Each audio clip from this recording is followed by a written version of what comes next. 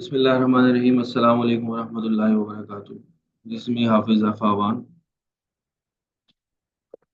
अच्छा बच्चों, आज जो हम लोग टॉपिक डिस्कस करने जा रहे हैं that is break even analysis या कॉस्ट वॉल्यूम प्रॉफिट एनालिसिस। ठीक है। अच्छा, मैं आप लोगों को ये बताता चलूं कि शुरू में ही ये जितने भी लेक्चर्स होंगे इन चैप्टर्स में, इन लेक्चर्स के अंदर मैं आप लोगों को पढ़ाऊंगा नहीं। ठीक है। मैं जस्ट ये जो लेक्चर्स मैं आप लोगों के साथ कन्वे कर रहा हूँ, इसका मकसद ये है, तकरीबन ऑलमोस्ट मेरे ख्याल में जितने भी स्टूडेंट्स अभी क्लास ले रहे होंगे ना, इन सब ने ये टॉपिक्स पढ़े हुए हैं ऑलरेडी। ठीक है। तो अगर मैं इनको पढ़ाता हूँ तो आपका भी टाइम ज़ाया होगा। और जो है वो और जो बच्चे पढ़कर आ चुके हैं तो फायदा नहीं है ना कुछ, क्योंकि ऑलमोस्ट तकरीबन हर बच्चे ने ये टॉपिक जो है वो पढ़ा होगा। अगर नहीं भी पढ़ा हुआ तो वो मेरे यूट्यूब चैनल पर भी जा सकता है। वहाँ पे भी डिटेल में ये टॉपिक जो है वो मैंने समझाया हुआ है। और आईसीएमए के आप पोर्टल पे भी जा सकते हो, वहाँ पर भी जो है वो टीचर्स ने ये टॉपिक जो है वो डिटेल में पढ़ाया हुआ है। बेसिकली इस सेशन को जो स्टार्ट करने का मकसद ये था कि जब आप लोग एएमए का पेपर देने जाओ तो हर चैप्टर के हवाले से आपको एक गाइडलाइन पता हो कि इस चैप्टर में से क्या क्या चीज़ें पूछी जाती हैं। क्योंकि हमने जो पढ़ा होगा, हमने बहुत सारी चीजें पढ़ी होंगी। मेरे भी तकरीबन 3-4 लेक्चर्स जो हैं वो ब्रेक इवन एनालिसिस इसके ऊपर, सीबीपी या प्रॉफिट एनालिसिस के ऊपर यूट्यूब पे अवेलेबल है। वो 1.5 घंटे के लेक्चर है। ठीक है। तो अब आप लोगों को किन चीजों के ऊपर फोकस करना है, तो इस लेक्चर के अंदर मैंने आप लोगों को ये बताना है कि किन किन चीजों के ऊपर आप लोगों को फोकस करना है, या एग्जाम से पहले जब आप लोग पढ़ रहे हो तो क्या क्या चीजें हैं जिनको आपने लाजमी तौर पे पढ़ कर जाना है। ठीक है। जो एग्जामिनेशन पॉइंट ऑफ व्यू से मोस्ट इम्पॉर्टेंट है, या एग्जामिनर किन चीज़ों को ज़्यादा से ज़्यादा जो है वो चैप्टर में टेस्ट करता है। ठीक है। तो ये वीडियो हम जो बना रहे हैं, या ये जो लेक्चर रिकॉर्ड हो रहा है, ये लेक्चर जो आप लोगों को पढ़ाया जा रहा है वो इसी वजह से पढ़ाया जा रहा है बस। इसका मकसद ये नहीं है कि मैं आप लोगों को ये पूरा का पूरा चैप्टर जो है वो पढ़ाऊंगा। आपका भी टाइम वेस्ट होगा और मेरा भी टाइम वेस्ट होगा। अगर किसी को पूरा चैप्टर पढ़ना हो तो वो हमारी लाइव क्लासेस भी ले सकता है, हर 2 महीने का सेशन होता है और उसमें डिटेल में पढ़ाया जाता है। या फिर वो यूट्यूब पे भी आ सकता है, यूट्यूब पे भी मेरे लेक्चर्स जो है वो अवेलेबल है। ज़्यादातर जो मैंने क्वेश्चन सॉल्व करवाए हैं वो सर काशिफ जिया वाले क्वेश्चन जो है वो सॉल्व करवाए हैं। ठीक है। क्योंकि वो क्वेश्चंस मुझे बाकी टीचर से बड़े अच्छे लगे और उन्होंने काफ़ी मेहनत करके वो क्वेश्चंस बनाए। और अगर वो क्वेश्चंस आप लोग सॉल्व कर लेते हो तो ऑलमोस्ट आपका पेपर के पॉइंट ऑफ व्यू से कंसेप्ट जो है वो क्लियर हो जाता है। ठीक है। तो ये तो मैंने आप लोगों को बता दिया, हर चैप्टर हम लोग उठाएंगे और उसको हम इस तरीके से जो है वो पढ़ेंगे कि क्या क्या चीज़ें इंपॉर्टेंट है पेपर में, हम लोग को किन किन चीज़ों के ऊपर फोकस करना है, ताकि पेपर में जाते वक्त आप लोग पहले उसको एक दफ़ा गो थ्रू करके चले जाओ। या यही वीडियो उठाकर दोबारा से देख लो, 30 मिनट की या 30 मिनट की ये वीडियो भी आप लोगों के साथ में शेयर कर दूंगा। तो यही वीडियो आप लोग दोबारा देख लो ताकि आप लोगों को पता हो। ठीक है।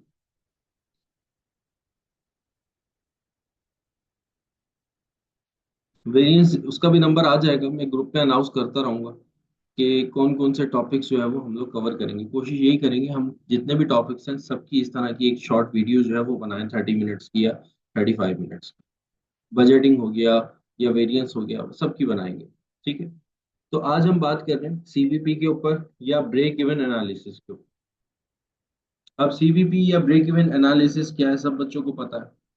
यहाँ पर आप जो है वो प्रॉफिट को एनालाइज कर रहे होते हो। यहाँ पर आपका जो मेन पॉइंट होना चाहिए, सबसे पहला पॉइंट आप लोग अपने पास लिख लो। सबसे मेन पॉइंट आपका कि आपने फिक्स कॉस्ट को अलग लेकर चलना है और वेरिएबल कॉस्ट को अलग लेके चलना है। ठीक है। सबसे मेन पॉइंट ये है कि आपकी जो फिक्स कॉस्ट है, अच्छा ये मैं हैंड आउट भी आप लोगों के साथ शेयर कर दूंगा जो मैंने अपनी क्लासेस के अंदर पढ़ाया हुआ है, उसके अंदर क्वेश्चंस भी मैंने सॉल्व करवाए हुए हैं। ठीक है। तो ये हैंड आउट भी मैं आप लोगों के साथ शेयर कर दूंगा। तो पॉइंट नंबर वन क्या है, पॉइंट नंबर वन के फिक्स कॉस्ट और वेरिएबल कॉस्ट को आपने क्या करना है, सेपरेट करना है। सेपरेट फिक्स कॉस्ट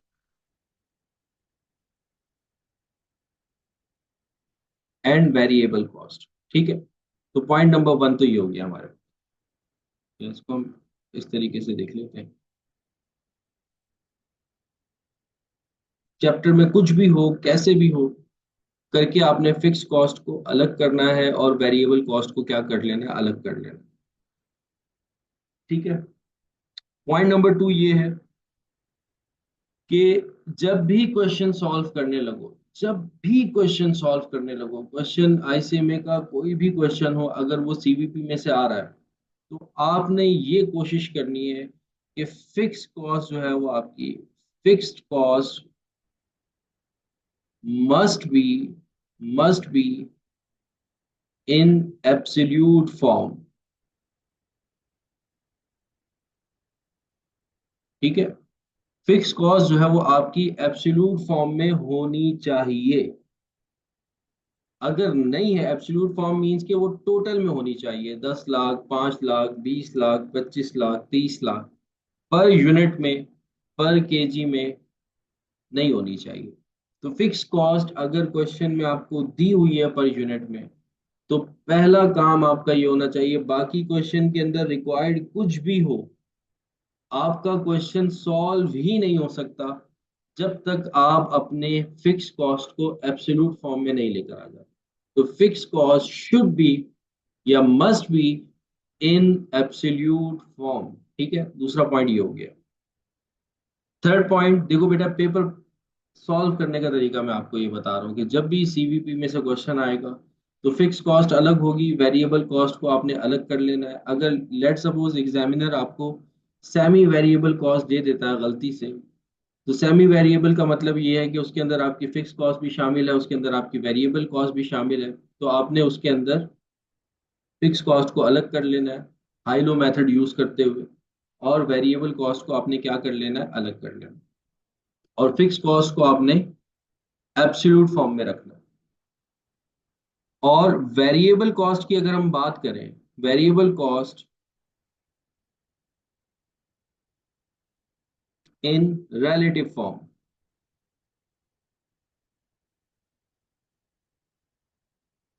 ठीक है, अब जो आपकी वेरिएबल कॉस्ट हो बेटा, उसको आपने कोशिश ये करनी है, उसको आपने कोशिश ये करनी है, तकरीबन 95% जो आपके क्वेश्चंस हैं, वो आपकी वेरिएबल जो कॉस्ट होगी, वो पर यूनिट, पर केजी में सॉल्व होंगे। 5% अलग क्वेश्चंस हैं जिसमें आपको वेरिएबल अगर एब्सोल्यूट फॉर्म में भी दिया हुआ है तो आप उसको सॉल्व कर सकते हो, लेकिन वेरिएबल कॉस्ट में भी आपको ये कोशिश ये करनी है कि वो किस फॉर्म में होनी चाहिए, आपकी रिलेटिव फॉर्म में होनी चाहिए। फिक्स कॉस्ट तो होनी ही चाहिए एब्सोल्यूट फॉर्म में, वो तो रिलेटिव फॉर्म में हो ही नहीं सकती, सवाल ही पैदा नहीं हो सकता, सवाल ही पैदा नहीं हो सकता कि फिक्स कॉस्ट आपकी एब्सोल्यूट फॉर्म में ना हो और आपका क्वेश्चन सॉल्व हो। गलत आएगा आंसर, याद रखिए। वेरिएबल कॉस्ट जो है वो चल जाएगी एब्सोल्यूट फॉर्म में, लेकिन आपकी इसमें भी कोशिश ये होनी चाहिए कि ये रिलेटिव फॉर्म में आ जाए। रिलेटिव फॉर्म यानी कि पर केजी के अंदर, पर यूनिट के अंदर आ जाए। ठीक है, तो ये 3 पॉइंट्स हो गए हमारे। अब आ जाओ नेक्स्ट। एग्जामिनर जो आपसे पूछता है, ज्यादातर इस चैप्टर के अंदर जो पूछ रहा होता है, वो आपसे ब्रेक इवन पूछ रहा होता है, वो आपसे ब्रेक इवन पॉइंट पूछ रहा होता है, ब्रेक इवन इन यूनिट्स पूछता है, ब्रेक इवन इन यूनिट्स पूछता है, या फिर वो इन अमाउंट पूछ लेता है, यानी कि एब्सोल्यूट फॉर्म में पूछ लेता है। ब्रेक इवन आपसे यूनिट्स पूछ लेता है या फिर वो अमाउंट में पूछ लेता है। अच्छा, ब्रेक इवन क्या होता है, ब्रेक इवन क्या होता है, ब्रेक इवन क्या होता है, जहां पर हमारा कंट्रीब्यूशन मार्जिन, जहां पर हमारा कंट्रीब्यूशन मार्जिन और हमारी फिक्स कॉस्ट इक्वल हो जाए, उस पॉइंट को हम कहते हैं ब्रेक इवन। अच्छा देखो बेटा, जो बच्चे फर्स्ट टाइम ये चैप्टर पढ़ रहे हैं ना, फर्स्ट टाइम ये चैप्टर पढ़ रहे हैं, उनको कुछ भी समझ में नहीं आया, और जिन बच्चों ने पहले से पढ़ा हुआ है ये चैप्टर, उनको समझ में आ रही होगी बात। तो फर्स्ट टाइम जो बच्चे पढ़ रहे हैं ये चैप्टर, तो बेटा आप काइंडली मेरे यूट्यूब वाले लेक्चर्स जो है वो देख लो, या फिर आप मेरी क्लासेस ज्वाइन कर लो, वो ज़्यादा बेहतर है, ठीक है। तो उनके लिए तो ये यूजलेस है, ये एग्जामिनेशन पॉइंट ऑफ व्यू से जो है वो आप लोगों को पढ़ाया जा रहा है या बताया जा रहा है, एक रिव्यू दिया जा रहा है चैप्टर का, कि किन किन बातों का आपने ख्याल करना है, किस तरीके से आपने क्वेश्चन को सॉल्व करना है। तो ब्रेक इवन की बात जब हो रही है, तो ब्रेक इवन आपके इन यूनिट्स में एग्जामिनर पूछ लेता है, या फिर वो आपसे अमाउंट में पूछ लेता है, ये एग्जामिनर की क्या हो जाती है, रिक्वायरमेंट होती है ज्यादातर, जो आपसे एग्जामिनर आपसे पूछता है, ठीक है। अब ब्रेक इवन पॉइंट क्या होता है, ये भी बेटा आप लोगों को याद होना चाहिए, ठीक है। ब्रेक इवन पॉइंट क्या होता है, वो पहले वाली बात नहीं कि जहां पे सर हमें नो प्रॉफिट या नो लॉस हो, that point is called break even point. हमेशा याद रखिएगा, सीवीपी के अंदर अब आप लोगों का ये होना चाहिए कि जहां पर सर हमारा कंट्रीब्यूशन मार्जिन, जहां पर हमारा कंट्रीब्यूशन मार्जिन इक्वल हो जाए हमारी फिक्स कॉस्ट के, तो सर वो पॉइंट जो है वो हमारा क्या कहलाता है, ब्रेक इवन पॉइंट कहलाता है। इसमें आपकी एमसीक्यूज भी आ सकती हैं कि ब्रेक इवन पॉइंट कौन सा पॉइंट है, नो प्रॉफिट नो लॉस, या contribution margin equals to fix cost. तो आप कंट्रीब्यूशन मार्जिन या सीएम इक्वल्स टू क्या करोगे, फिक्स कॉस्ट, उसके ऊपर आपने टिक करना है। वो आपका क्या कहलाएगा, आपका ब्रेक इवन पॉइंट कहलाएगा, ठीक है। और ब्रेक इवन पॉइंट सर निकालते किस तरीके से, ब्रेक इवन पॉइंट किस तरीके से निकालते हैं, ब्रेक इवन पॉइंट निकालते हैं सर, जो हमारी फिक्स कॉस्ट होती है, जो हमारी फिक्स कॉस्ट होती है, उसको सर हम डिवाइड करवा देते हैं सीएम, यानी कि कंट्रीब्यूशन मार्जिन पर यूनिट के साथ, कंट्रीब्यूशन मार्जिन पर यूनिट के साथ फिक्स कॉस्ट को सीएम पर यूनिट से क्या कर देते हैं, डिवाइड करवा देते हैं, ठीक है।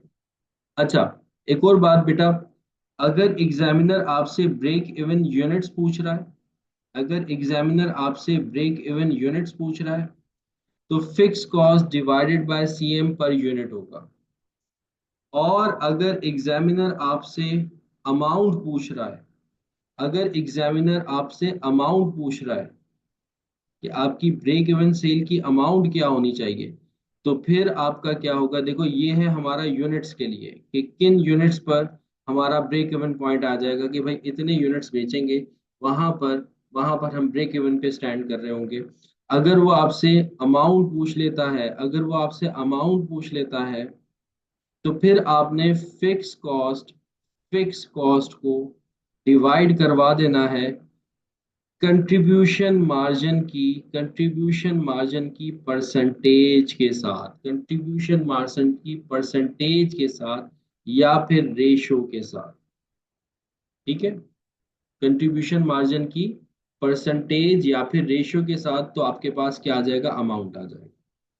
अमाउंट निकालने का एक और तरीका कार ये भी है कि आप यूनिट्स निकाल लो, और जो सेलिंग प्राइस आपको पर यूनिट अगर क्वेश्चन में गिवन है, तो उस सेलिंग प्राइस पर यूनिट के साथ आप मल्टीप्लाई करवा दो, तब भी आपके पास ब्रेक इवन अमाउंट आ सकता है। यहाँ तक सब बच्चों को बात क्लियर है? यहाँ तक किसी का कोई सवाल हो तो मुझसे पूछ लें।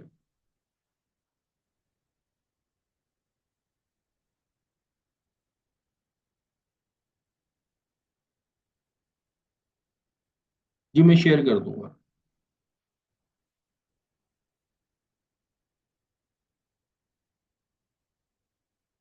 नहीं बेटा, रिमेनिंग टाइम इनफ नहीं है एमए के लिए। अगर कोई बच्चा अभी प्रैक्टिस करने के लिए चाह रहा है कि मैं एमए क्लियर कर लूंगा, तो पॉसिबल नहीं है।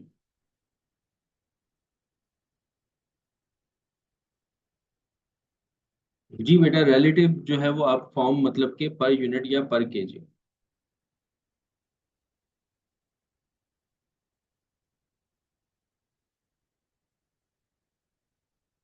यहाँ तक सब बच्चों को बात क्लियर है?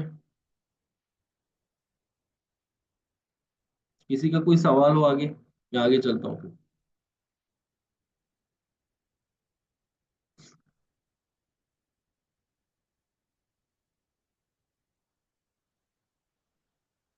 सबको क्लियर है?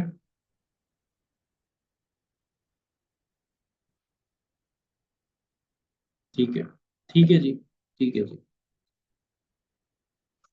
अच्छा, ज्यादातर उन बच्चों के आंसर्स आ रहे हैं जो ऑलरेडी मुझसे क्लास ले रहे हैं, लाइव क्लासेस ले रहे हैं, उनको क्लियर हो रही हैं बातें। बाकी शायद बच्चों को जो है वो ऊपर से बातें क्लियर ना हो रही हैं। उसकी रीजन ये है कि बेटा ये हमने क्लास ही इस वजह से रखी है ताकि जो है वो एक रिवीजन हो जाए। पढ़ाने का मकसद नहीं है, पढ़ाने के लिए तो वीडियोस आपको हर जगह मिल जाएंगी, मेरे चैनल पे भी मिल जाएंगी, हर जगह मिल जाएंगी, वो मैं शेयर कर दूंगा आप लोगों के साथ, ठीक है।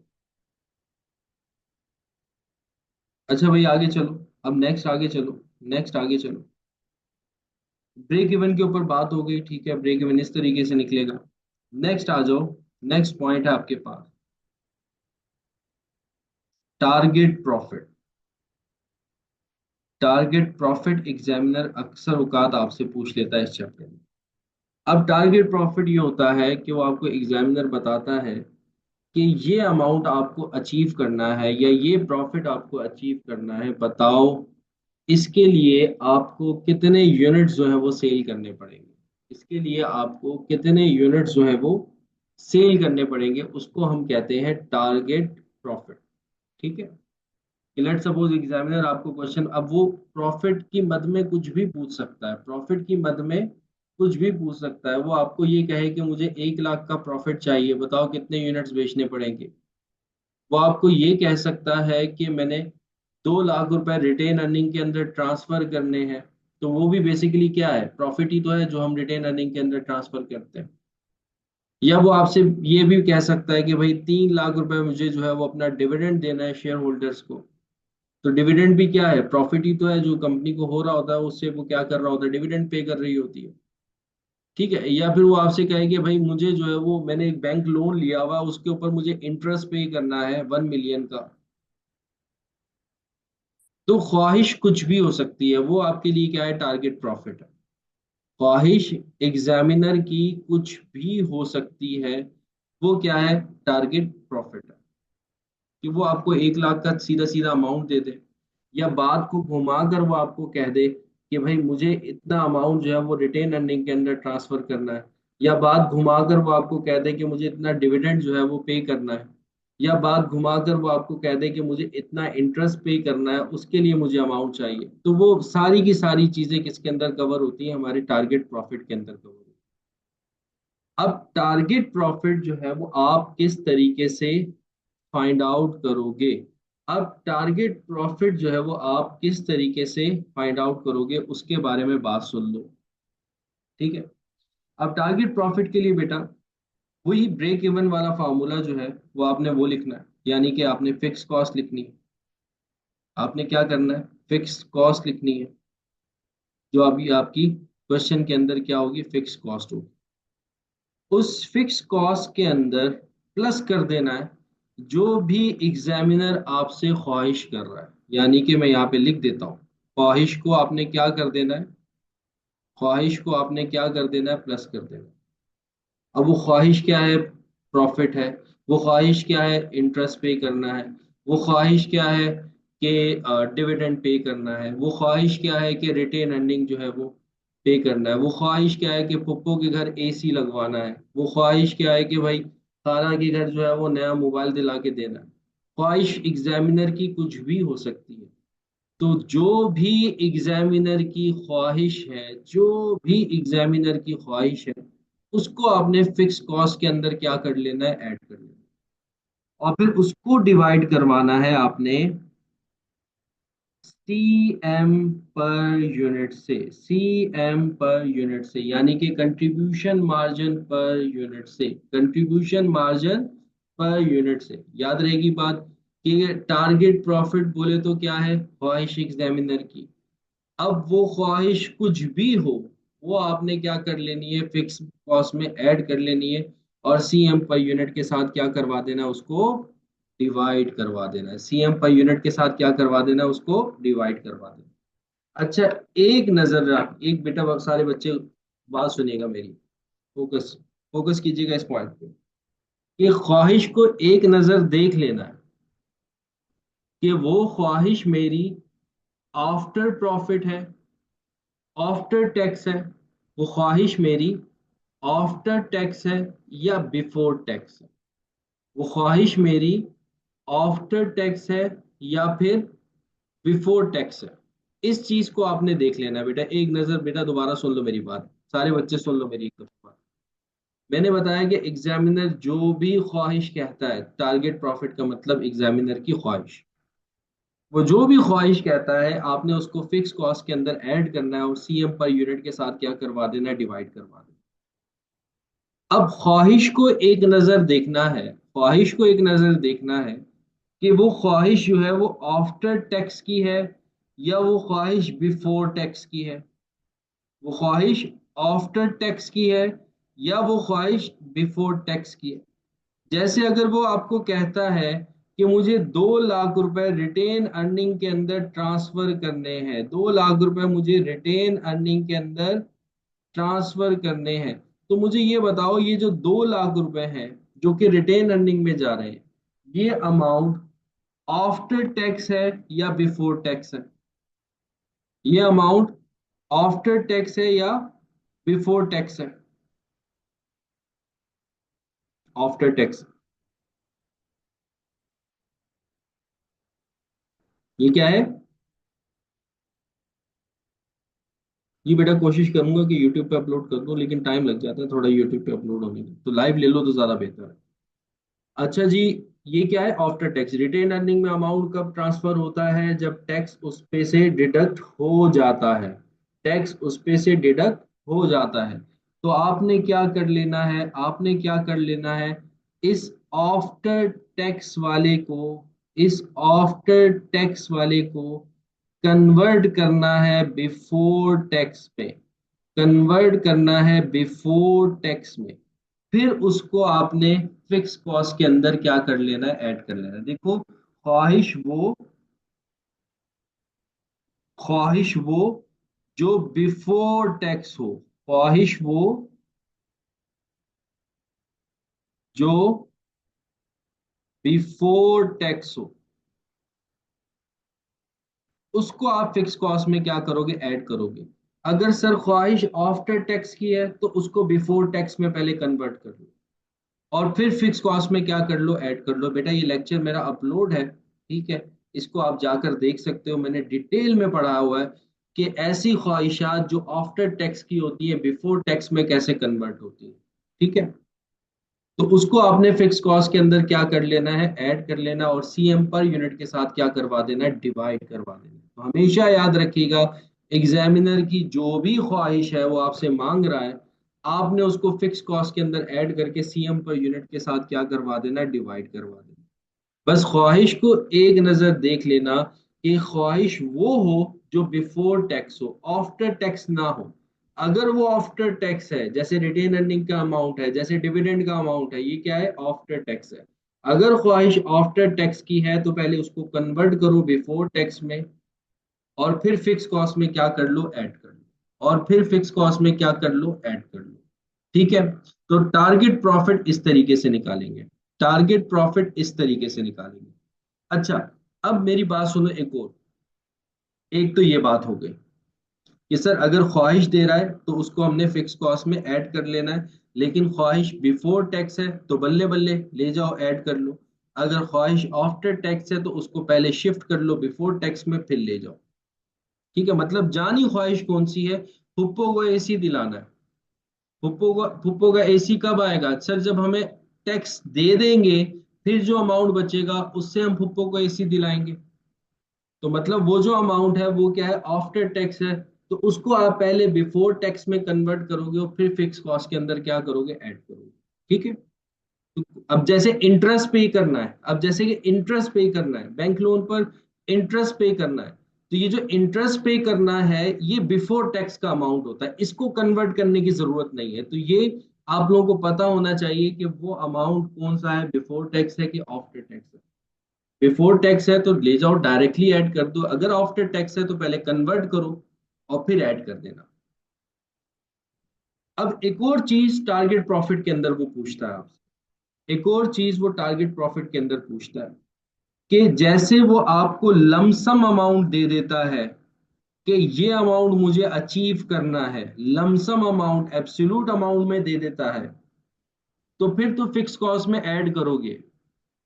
लेकिन अगर अमाउंट आपको वो पर यूनिट में देता है, अगर वो आपको अमाउंट पर यूनिट में देता है, अगर वो आपको अमाउंट पर यूनिट में दे देता है, जैसे वो आपको कहे कि भाई मुझे पर यूनिट प्रॉफिट चाहिए 2 रुपीज का। पहले वो प्रॉफिट कह रहा है मुझे 1 लाख का प्रॉफिट चाहिए, अब वो कह रहा है कि मुझे पर यूनिट क्या चाहिए, 2 रुपीज चाहिए। अब वो आपको रिलेटिव फॉर्म में कह रहा है, प्रॉफिट वो किस में दे रहा है, रिलेटिव फॉर्म में दे रहा है।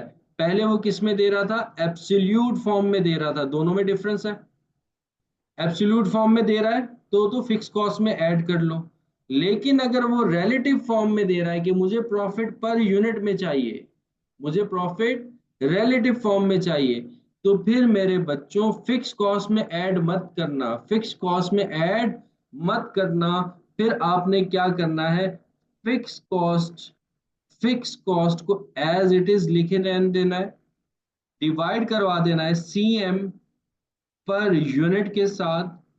और वो ख्वाहिश अगर रिलेटिव फॉर्म में है तो सीएम पर यूनिट से माइनस करनी है, सीएम पर यूनिट से माइनस करनी है ख्वाहिश को,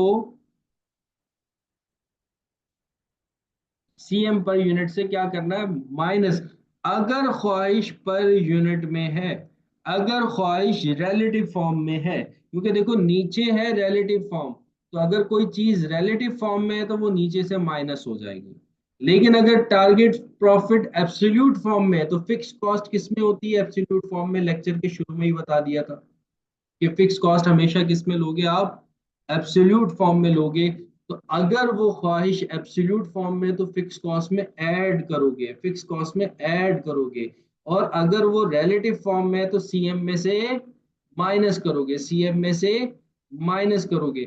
लेकिन एक बात याद रखनी है कि वो अमाउंट आफ्टर टैक्स है कि बिफोर टैक्स है। आफ्टर टैक्स है तो उसको बिफोर टैक्स में कन्वर्ट करोगे। कैसे कन्वर्ट करोगे बेटा, वो लेक्चर मैंने पूरा का पूरा अपलोड किया हुआ है यूट्यूब पे, ठीक है।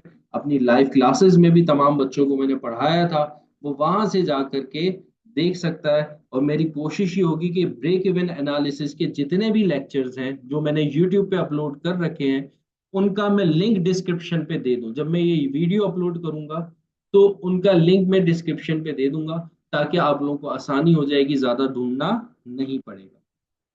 ठीक है, तो ये कुछ पॉइंट्स हो गए। अच्छा, अब और आ जाओ, और क्या क्या पॉइंट्स हो सकते हैं, और क्या क्या पॉइंट्स हो सकते हैं, और क्या क्या पॉइंट्स हो सकते हैं।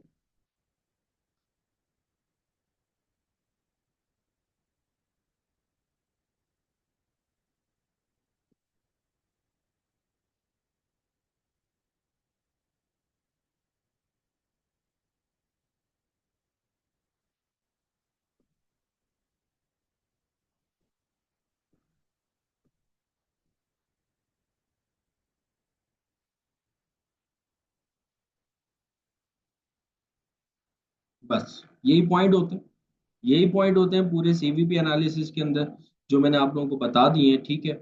इसके अलावा इन्फ्लेशन वगैरह वो बहुत ज़्यादा आगे चली जाती है बात, तो वो करने की ज़रूरत नहीं है फिलहाल, ठीक है। तो ये बेटा पॉइंट्स होते हैं ब्रेक इवन एनालिसिस के अंदर, जिन बातों का आप लोगों को क्या करना है, ख्याल करना है। और जो मैंने हैंड आउट के अंदर क्वेश्चंस दिए हुए हैं, सॉल्व किए हुए हैं, तो प्लीज़ प्लीज़ प्लीज़ उन क्वेश्चंस को लाजमी एक दफ़ा सॉल्व कर लेना। उनकी वीडियोस भी बनी हुई हैं, और उन क्वेश्चंस को लाजमी एक दफा सॉल्व कर लेना।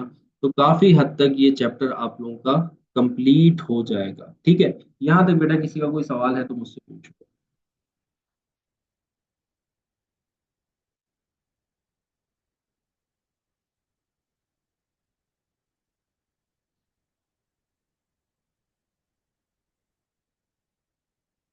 देखो, लेक्चर अगर कंसेप्ट आप लोगों के क्लियर है, ठीक है, तो फिर तो प्रैक्टिस करके आप जून के अटेम्प्ट दे सकते हो।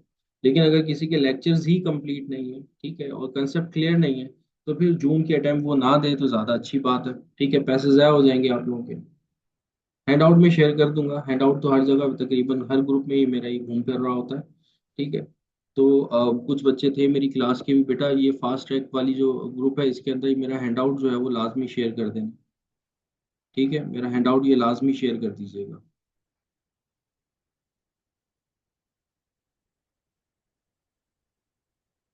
अच्छा, अब जो हम नेक्स्ट क्लास लेंगे, हम जो नेक्स्ट क्लास लेंगे। जी बेटा, ये तैयारी जो है वो मैं जून के हिसाब से ही, मेरा जो सेशन चलता है हर 2 महीने का चलता है, हर 2 महीने का चलता है। अब वो बच्चे जून में कंप्लीट हो जाएगा, या नहीं भी हुआ तो कुछ चैप्टर्स रह जाएंगे तो वो बच्चे अगस्त में जाकर दे सकते हैं, या अगर वो इस काबिल अपने आप को समझते हैं तो वो जून में भी दे सकते हैं।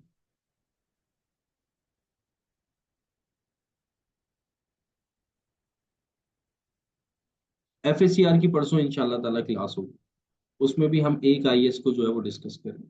वो मैं क्लास ग्रुप में शेयर कर दूंगा आप लोगों को। क्लास की टाइमिंग भी यही होगी जो आज AMA की क्लास की टाइमिंग थी, वैसे ही FACR की क्लास की टाइमिंग। उसमें भी हम बेटा ये बात याद रखिएगा, हम कोई पूरा IAS जो है वो नहीं पढ़ेंगे, ठीक है। मैं जस्ट इम्पोर्टेंट बातें, की पॉइंट्स आप लोगों को बता दूंगा कि पेपर में आप लोगों ने किस किन किन बातों का जो है वो ख्याल रखना है। अच्छा, एक और बात बेटा, एक और बात, बच्चे अक्सर जो है वो उनके मार्क्स नहीं आते हैं। अ, देखो, जब आप डिस्क्रिप्टिव सॉल्व कर रहे होते हो, MCQs के अंदर तो आसान होता है, ठीक है, एक आंसर होता है उसके ऊपर टिक करना होता है। लेकिन जब बारी आ जाती है डिस्क्रिप्टिव की, तो सर डिस्क्रिप्टिव के अंदर हमारे पास दो शीट्स होती हैं, ठीक है। एक जो है वो टाइपिंग वाली शीट होती है और एक एक्सेल के फॉर्मेट में शीट होती है, ठीक है। ये जो बच्चे पहली दफा दे रहे हैं तो उनको मैं वैसे बता देता हूँ कि दो शीट्स आपके सामने खुलेंगी।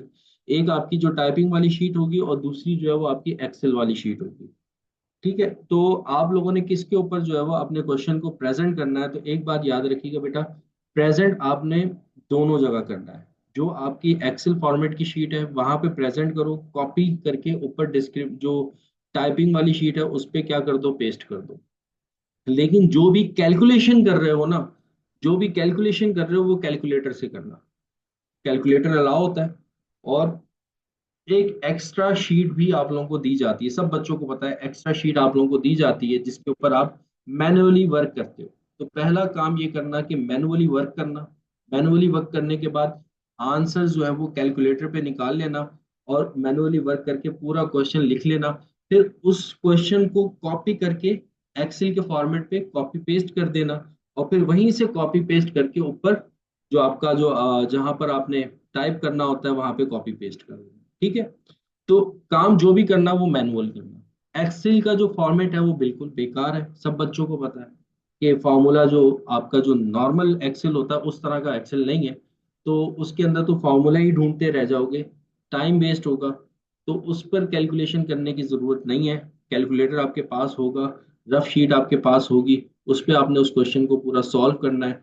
सॉल्व करने के बाद उसको आपने प्रेजेंट करना है एक्सेल के फॉर्मेट पे, ठीक है। कॉपी पेस्ट करनी है, नंबर उठाकर लिखने हैं बस, कैलकुलेट नहीं करना कुछ वहां पर।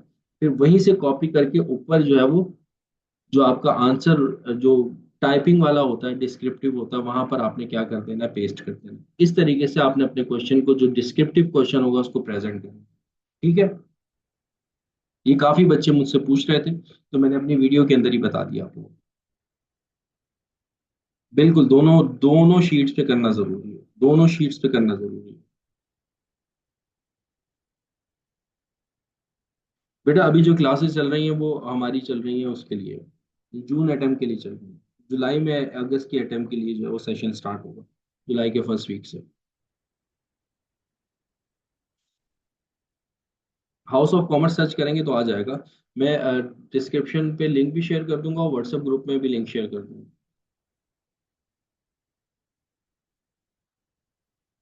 क्या दोबारा बताऊं? नहीं बेटा, एक ही शीट देखो बेटा, असल में होता ये जो आपकी एक्सेल की शीट होती है ना, अगर एक्सेल की शीट पे आपने लिख दिया तो कॉपी करके ऊपर पेस्ट कर दो। टाइम ही कितना लगना है, 2 सेकंड लगने हैं। जब एक जगह आपने टाइप कर दिया तो अब दोबारा ऊपर टाइप करने की जरूरत थोड़ी, कॉपी करके ऊपर पेस्ट करो। तो दोनों जगह प्रेजेंट कर दो, क्या है। जो एक्सेल की जो शीट होती है वो बेसिकली आपको आपकी वर्किंग करने के लिए दी जाती है, कि आप यहाँ पे अपनी वर्किंग करें। आंसर जो आपको प्रेजेंट करना होता है ऊपर करना होता है, जो आपका टाइपिंग वाली जगह होती है जहाँ पे आप टाइप कर रहे होते हैं। एक्सेल की शीट बेसिकली आपको वर्किंग के लिए दी जाती है, तो वर्किंग के लिए वो वहां पर जो है वो कॉपी पेस्ट का ऑप्शन होता है, बिल्कुल होता है भाई, होता है। माउस से करेंगे ना कॉपी पेस्ट का ऑप्शन आता है। कंट्रोल C वाला मत कीजिएगा, माउस से करेंगे आता है। होता है भाई, मैंने खुद ICMA के पेपर्स दिए हैं बेटा, कैसी बातें कर रहे हो, कॉपी पेस्ट का होता है आंसर, ऑप्शन होता है। इवन के स्पेलिंग का भी होता है। कंट्रोल सी करके देखना, कॉपी पेस्ट, ठीक है, सिलेक्ट करके कंट्रोल सी कर लेना, या फिर माउस का राइट क्लिक कर लेना, तब भी होता है। माउस के राइट क्लिक से नहीं आया तो कंट्रोल सी कंट्रोल वी कर देना। होता है भाई, होता है, होता है, होता है। इस बार क्या, हर बार होता है यार। कैसी बातें कर रहे हो, कैसी बच्चों वाली बातें कर रहे हो। कॉपी पेस्ट का जो है वो ऑप्शन होता है। इवन के आप अपनी स्पेलिंग मिस्टेक्स भी चेक कर सकते हो। एक्सेल शीट पे होता है, दोनों शीट्स पे होता है। चेक करना, कंट्रोल सी कंट्रोल वी करके देख लेना।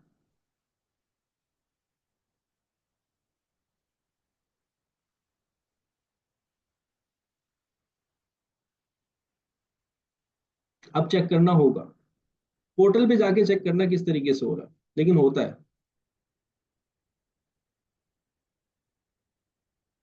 कंट्रोल सी करके कॉपी हो जाएगा, कंट्रोल वी करके पेस्ट हो जाएगा। या माउस का राइट क्लिक कर लेना, तब भी कॉपी। माउस के नहीं आ रहा हो ना, कंट्रोल सी और कंट्रोल वी करके देख लेना।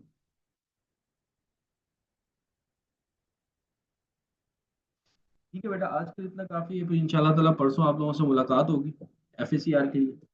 और एफएससीआर का कौन सा टॉपिक हम लोगों ने डिस्कस करना है वो मैं ग्रुप में आप लोगों को बता दूंगा, बाकी सारी चीजें भी मैं ग्रुप में शेयर कर दूंगा, ठीक है।